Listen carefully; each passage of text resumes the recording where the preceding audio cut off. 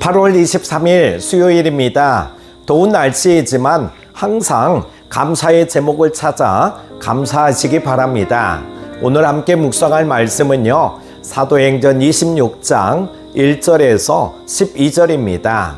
아그리빠가 바울에게 이르되 너를 위하여 말하기를 내게 허락하노라 하니, 이에 바울이 손을 들어 변명하되 아그리빠 왕이여, 유대인이 고발하는 모든 일을 오늘 당신 앞에서 변명하게 된 것을 다행히 여기나이다. 특히 당신이 유대인의 모든 풍속과 문제를 아심이니이다.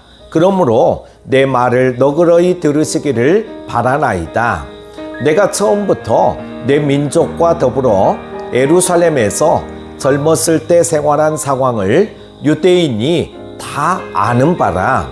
일찍부터 나를 알았으니 그들이 증언하려 하면 내가 우리 종교의 가장 엄한 바를 따라 바리새인의 생활을 하였다고 할 것이라.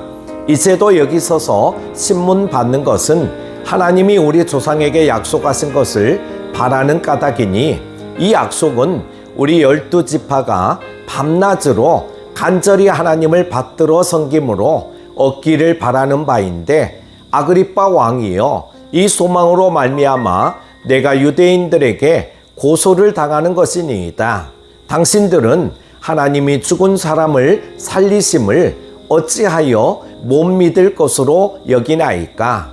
나도 나사렛 예수의 이름을 대적하여 많은 일을 행하여야 될 줄 스스로 생각하고 예루살렘에서 이런 일을 행하여 대제사장들에게 고난을 받아가지고 많은 성도를 옥에 가두며 또 죽일 때에 내가 찬성 투표를 하였고, 또 모든 해당에서 여러 번 형벌하여 강제로 모독하는 말을 하게 하고, 그들에 대하여 심히 격분하여 외국 성에까지 가서 박해하였고, 그 일로 대제사장들의 고난과 위임을 받고 다메섹으로 갔나이다. 아멘. 바울은 아그리빠 왕 앞에서 변론할 수 있게 되어서 다행으로 여긴다고 말합니다. 아그리빠는 유대교에 대해 잘 알고 있었기 때문입니다.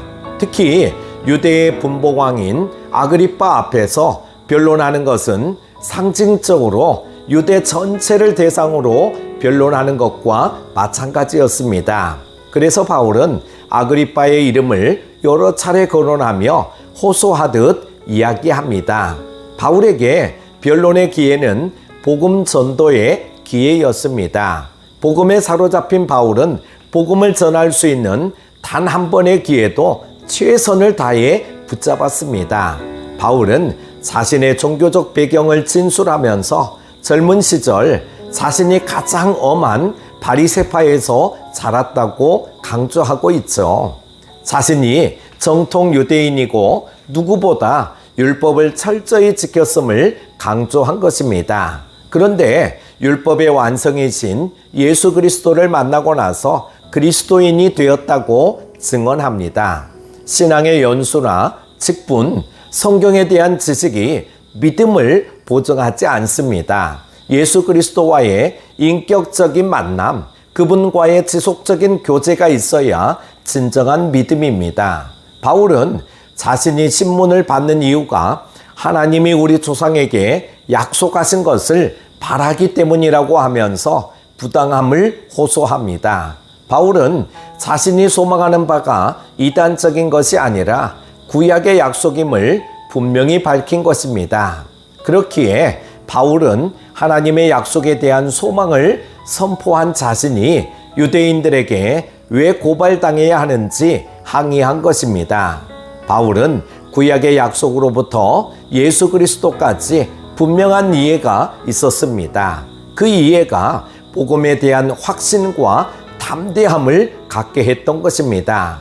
확신을 가지고 복음을 전하기 위해 날마다 말씀을 더 깊이 묵상하시기 바랍니다. 바울은 지난날에 자신도 나사렛 예수의 이름을 대적하기 위해 온갖 일을 다 했었다고 고백하죠.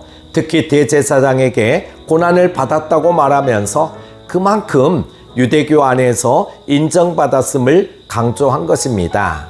그랬던 자신이 이제 복음 전도자가 되었다는 인생의 반전을 강조하기 위해 이렇게 진한 과오를 낱낱이 언급한 것입니다. 자신의 생생한 삶을 복음의 확실한 증거로 제시한 것이죠. 우리 삶이 복음의 확실한 증거가 될 수 있기를 바랍니다.